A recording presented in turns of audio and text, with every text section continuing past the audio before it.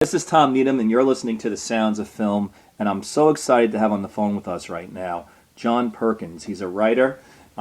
His new book is New Confessions of an Economic Hitman. You probably know his bestseller, Confessions of an Economic Hitman, a book about his role as an economic hitman in third world countries. He's also appeared in a number of documentaries, including Zeitgeist Addendum, Project Censored the Movie, American Empire, and the American Ruling Class, among others. He's written many other books, and I'm so happy to be speaking with John today. Thanks for joining us on The Sounds of Film.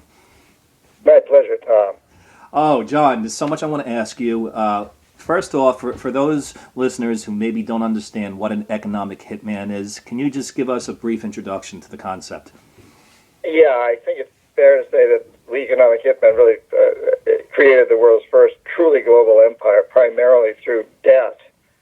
Not the military for the most part, and we work many ways, but perhaps the most common is that we would identify a country with resources our corporations want, like oil, arrange a huge loan to that country from the World Bank or one of its sisters, and yet the money would not go to the country, it would go to our own corporations to build infrastructure projects in that country, power plants, industrial parks, highways, things that made our companies very rich and to build, but also helped a few wealthy people in those countries, and yet was very detrimental to the majority of the population because money was diverted from education, healthcare, and other social services in order to try to pay the interest on those loans. And in the end, the principal was never repaid. And so we'd go back and say, since you can't pay your debt, sell your resource, oil, whatever, real cheap to our corporations, without any environmental regulations or social regulations, or privatize, sell your public sector businesses, your utilities, your water and sewage, your electricity, your schools, your banks, all these things to our corporations, privatize. And in a few cases, we'd say, let us build a military base on your soil. In the few cases where we failed, the jackals go in, and these are people who either overthrow governments or assassinate their leaders. And I talked, Tom, in the New Confessions of an Economic Hitman in some detail about how two of my clients, the heads of state of Ecuador, Jaime Roldos, and in Panama, Omar Torrijos, would not play the game. They had a lot of integrity, and they were both assassinated. Well, it's an amazing story that you tell, and I want to touch on a number of the things that you just mentioned. One thing that you did mention was privatization, and I have to say, when I read your book for the first time many years ago, you really opened up my eyes, as many readers probably did. And when you talk about privatization, it's talked about in America today as such a positive thing, but in your book, you understand about how this is all part of a plan to privatize, and it's going on in all these third world countries, and now it's going on in America too. Can you talk about privatization a little bit and how it's used by economic hitmen? Yes, and it's why I wrote the New Confessions of an Economic Hitman about 11 years after the original came out, was because it's all of these tricks and schemes of the economic hitmen and the jackals have really come home to roost in the United States and also in Europe. When I was an economic hitman, we primarily did these things in what we call the third world or the economically developing countries. But since 9/11, really, which was a watershed moment in the publication of my book, the economic hitmen have really infiltrated the United States and Europe and what we call the economically developed countries. Privatization is just one of many aspects. There's a lot of parts of our system that really should be run by government, not by private organizations. We've seen how the privatization of prisons in this country, the United States, has had a terribly detrimental impact. The prisons have gotten poorer. There's an incentive to put people in prison because the private corporations make a lot of money. Privatization of schools has also been very detrimental to the public school system. And on and on. The deregulation of many utilities has caused tremendous problems. So privatization is not the answer. If government isn't running things properly when it runs these facilities, then find ways to create the incentive for government to do a better job.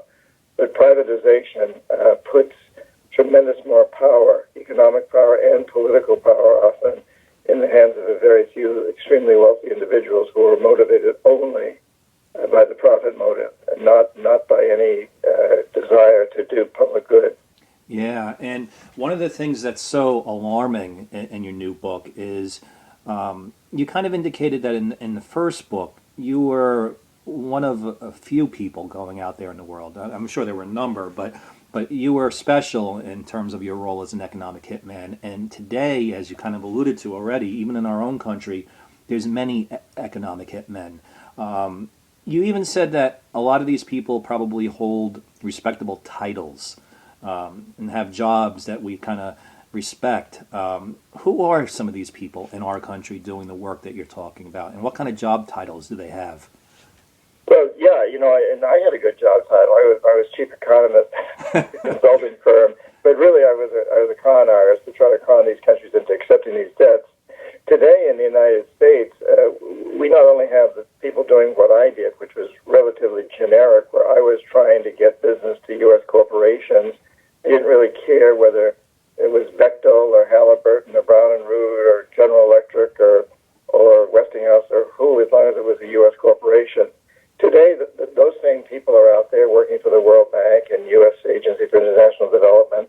In addition, every major corporation, from Exxon on down to Nike and Walmart, and every major corporation has its own version of economic hitmen, and often jackals also, who are there, who their job is just to direct business toward those particular companies, or sweet deals from an environmental standpoint, a taxing standpoint, a labor standpoint, really hitting countries in the name of big corporations.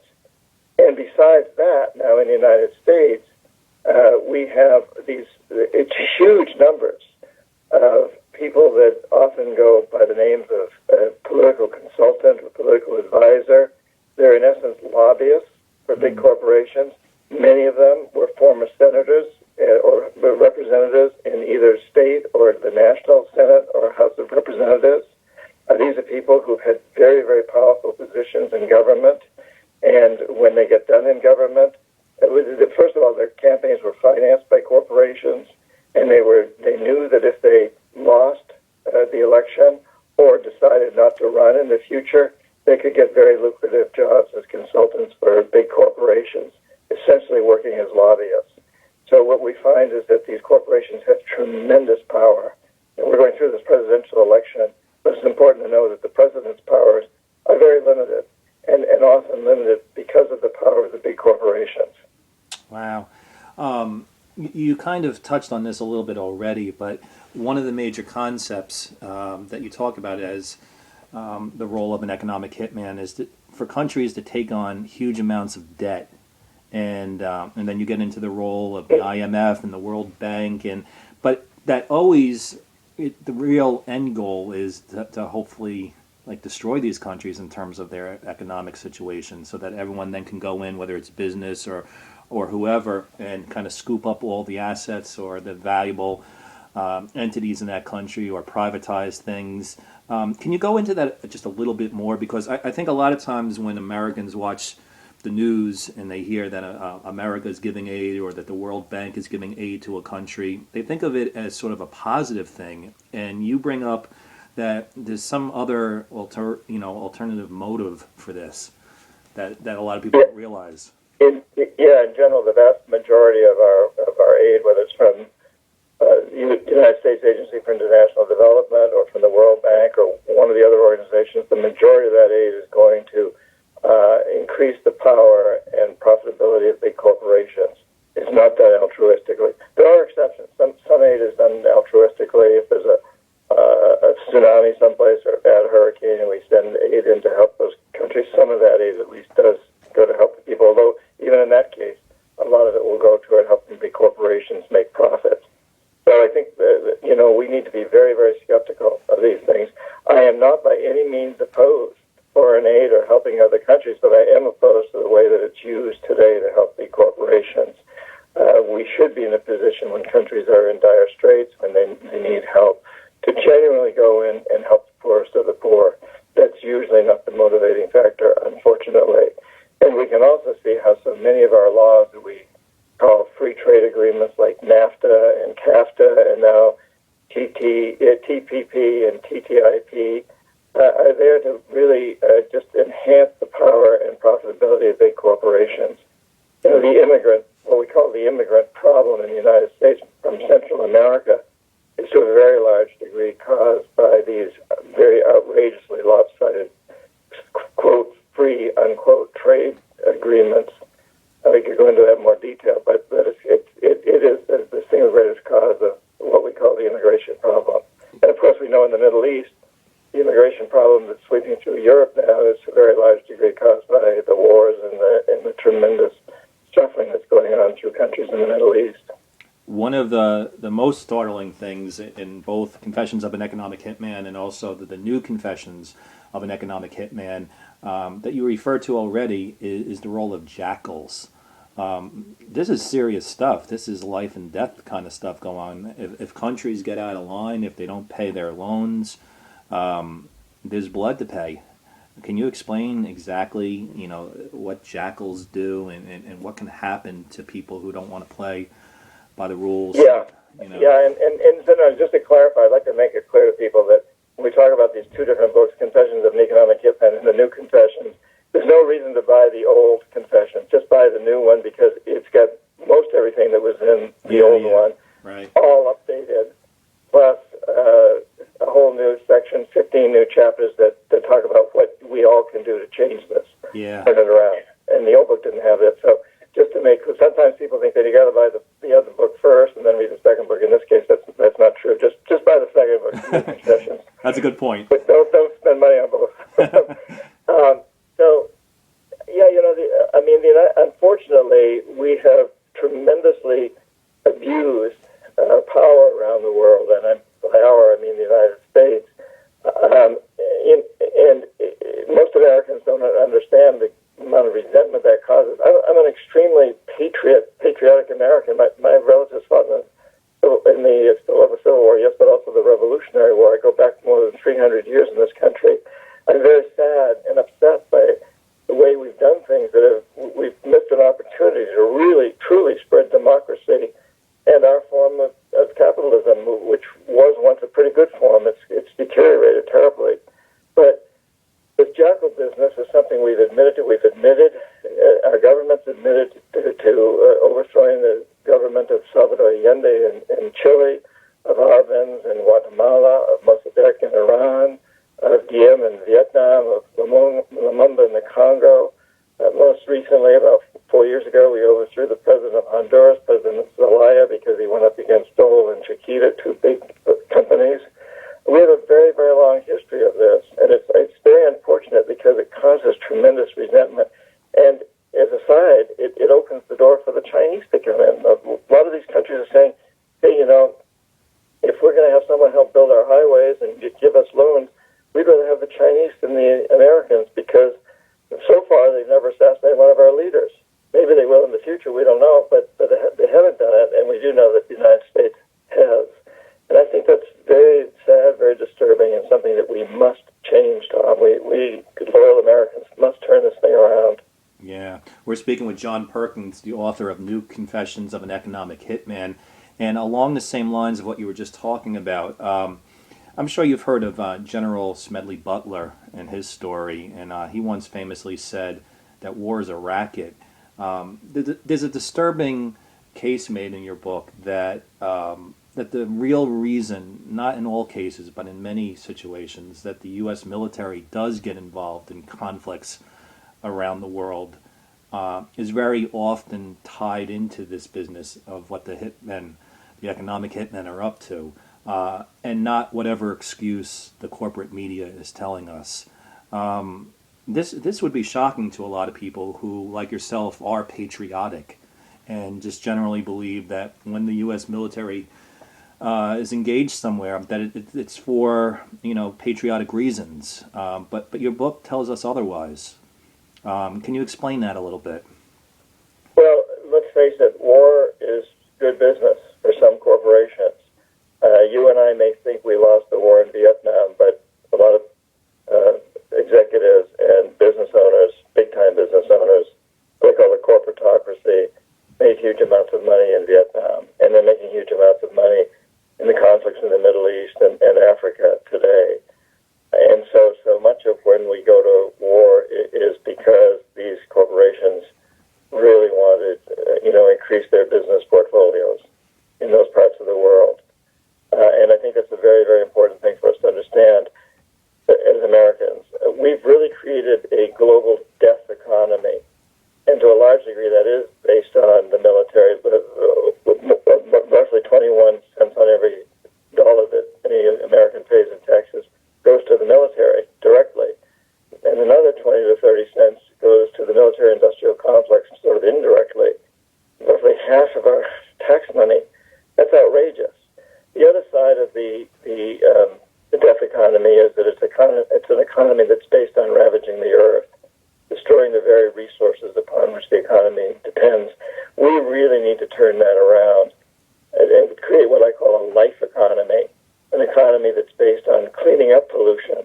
Imagine if we paid General Dynamics and Raytheon to, instead of making missiles and armored tanks and trucks and so on, we paid them to make equipment that would mine the plastic that's floating around in the oceans and all the oil that's been leaked into the ground all over this planet, to clean up air pollution and water pollution and soil pollution, and to create new technologies that don't ravage the earth, that recycle, new technologies for transportation, energy, communications, banking, wholesale and retail trade. I think, Tom, that this is a very exciting time where there's a whole economy out there waiting for us to transition from something that's a failed system to one that's a successful one.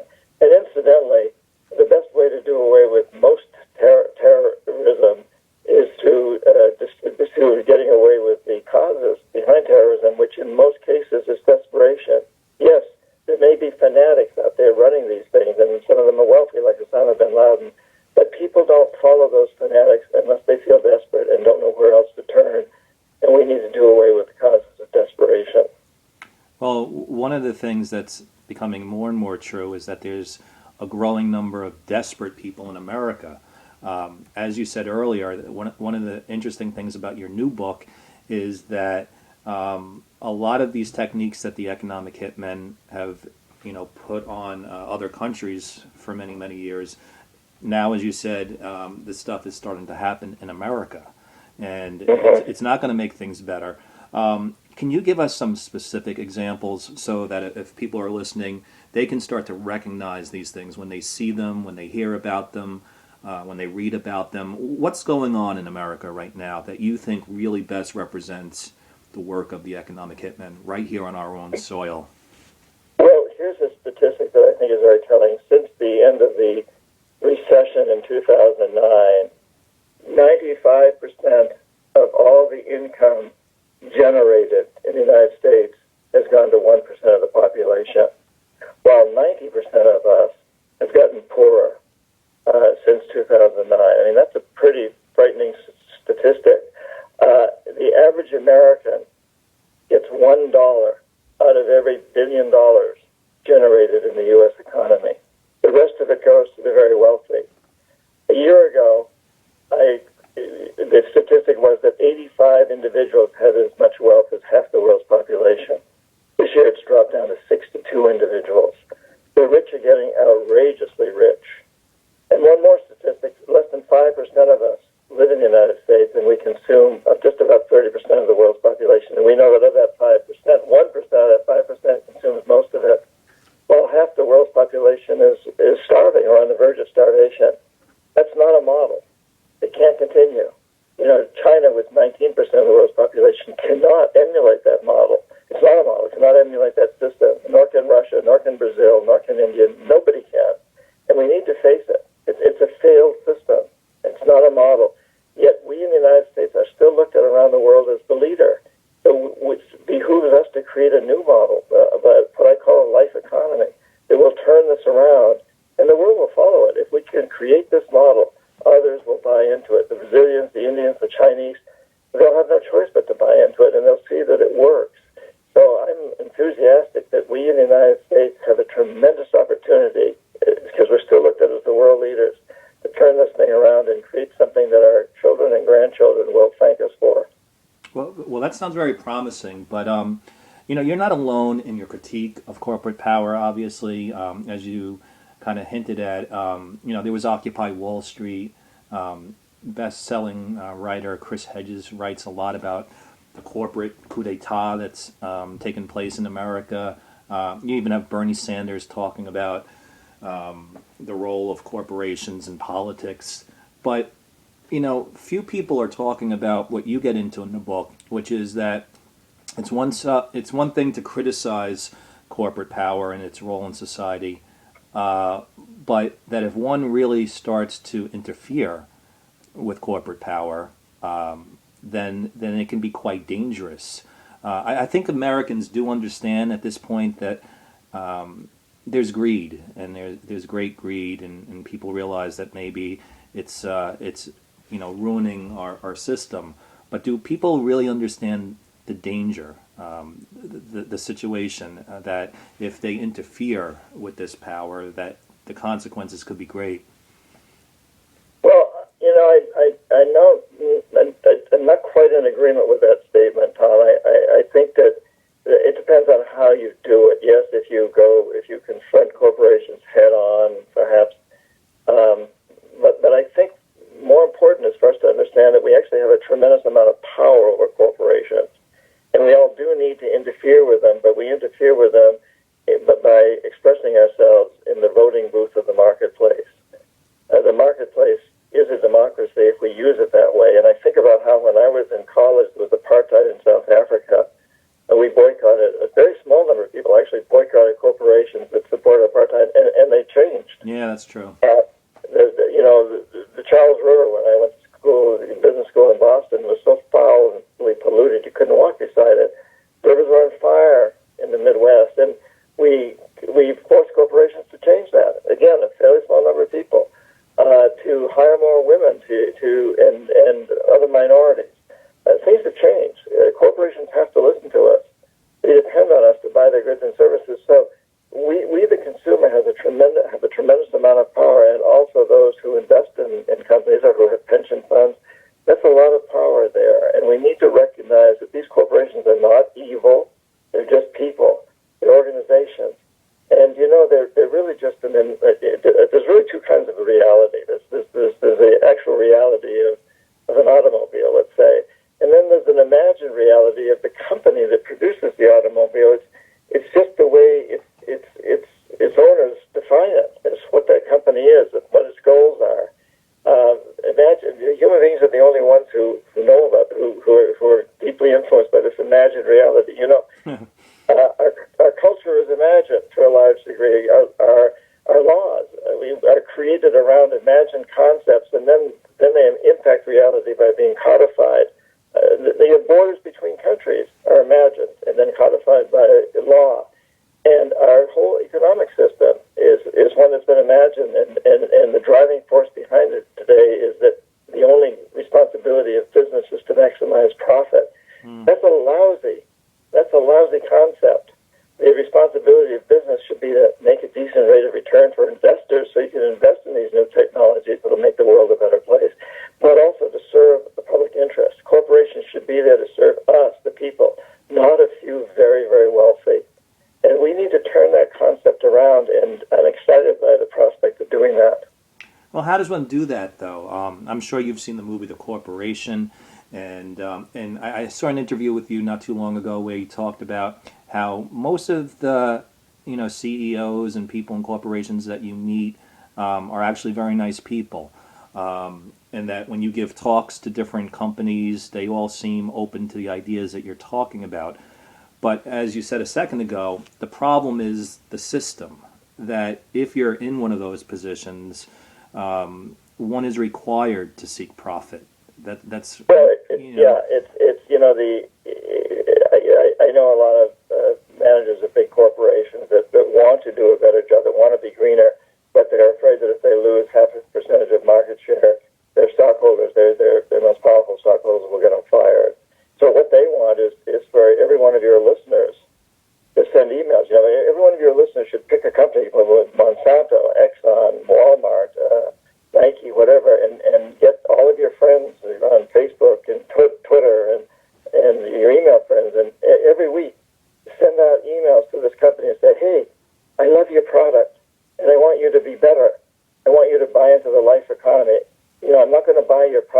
anymore until you, whatever, change your labor relations, you pay your workers in Indonesia a fair wage, clean up the environment, pick a cause and go after these corporations and do it not from a confrontational standpoint, but hey, I want to buy your product. I'm not going to do it anymore until you get better.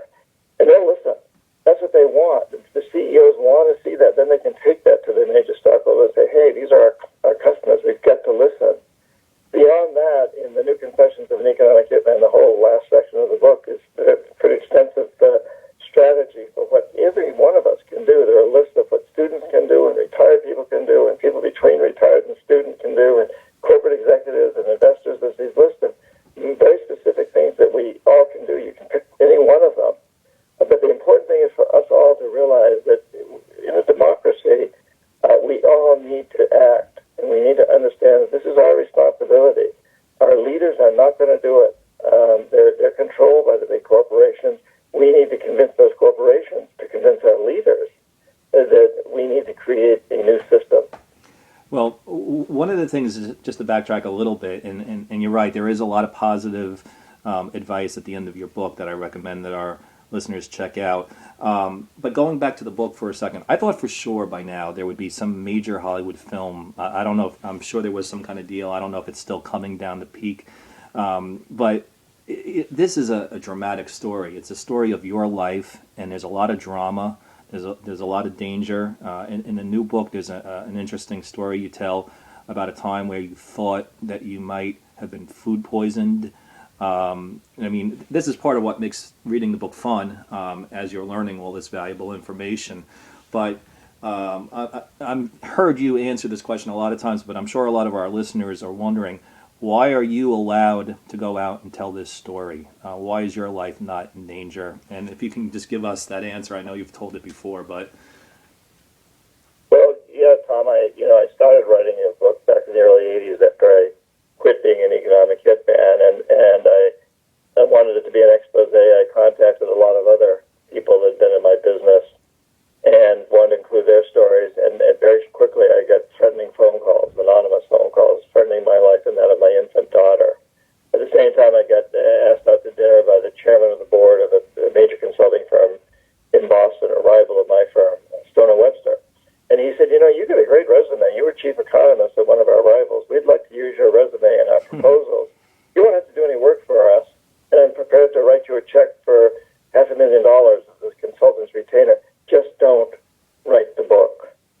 Oh, wow. So my life's being threatened, my daughter's life is being threatened, and I'm being offered a bribe. It's a totally legal bribe. You can do that legally. What would you do? Yeah, it's Take hard. the money. Yeah. And in my own self-defense, I didn't run out and buy a big new house or fancy cars.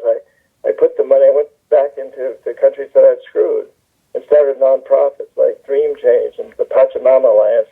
And you go to my website, johnperkins.org, and please do and sign up for my newsletter. You have to actually put your email there. You can also see these other sites, Pachamama Alliance, Dream Change, nonprofits I founded to help these countries that I'd screwed. And I also then started writing books about indigenous people and these countries, things like Shape-Shifting, The World is As You Dream It, books like that. I wrote 5 of them. That was okay with Stoner Webster, but I didn't write the book. And then my contract with Stoner Webster expired on 9/11.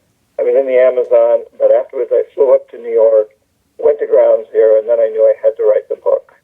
I had to expose what I knew, but I decided this time I wouldn't tell a soul. I would write the entire book as a confession, not as an expose. Nobody else's story. It's just mine.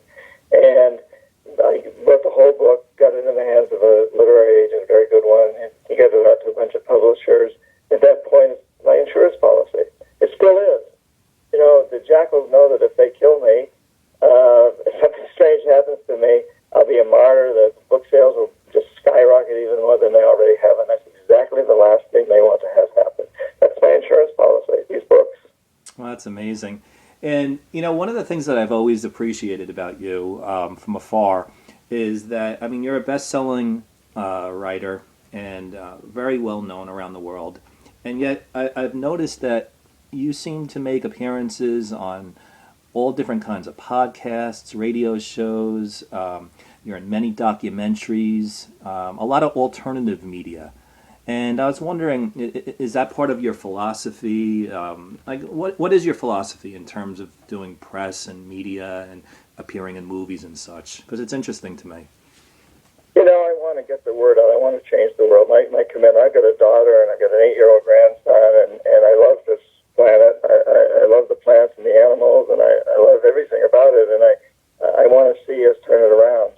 I'm concerned that we're living on a fragile space station with no shuttles, and this space station is headed for disaster. We got to fix it. So the more people I can talk to, the better, and I enjoy it. I think you can tell. I'm enjoying this conversation I'm having with you, Tom.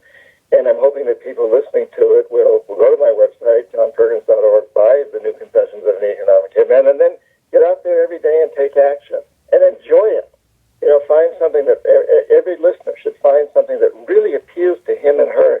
Whether you're a painter or a dancer or a writer or a dentist or a parent, there's something you can do every single day to make this world a better place. And that's fun. It's exciting. I think we live at the most blessed of times, and I feel very, very blessed to be in a position where people want to hear me.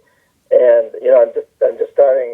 Day after tomorrow, I start up on a national book speaking tour. I go to bookstores all over the country. And again, people can go to my website. I'd love to meet some of your listeners. And I don't just sign books, or I don't read from my book. I give a talk that I think is inspirational, and then I ask the people to participate. And I love to hear from people. I think this is an amazing time. So I hope to meet and hear from some of your listeners in Miami or Boston or New York or wherever they happen to be. Looking forward to that. Well, John, I want to thank you so much for joining us here on The Sounds of Film, and I want to recommend that everyone check out New Confessions of an Economic Hitman, and you can say your websites one more time. JohnPerkins.org. Okay, and it's truly a pleasure. I think you're doing great work, and I really hope that you can get your message out there, which you seem to be doing a great job doing. John, thanks again so much for joining us today. Thank you, Tom, and thanks for your great work. You're getting the message out big time, too, and I really appreciate it. Thanks. Thank you very much, John. Take it easy. You too. Bye-bye.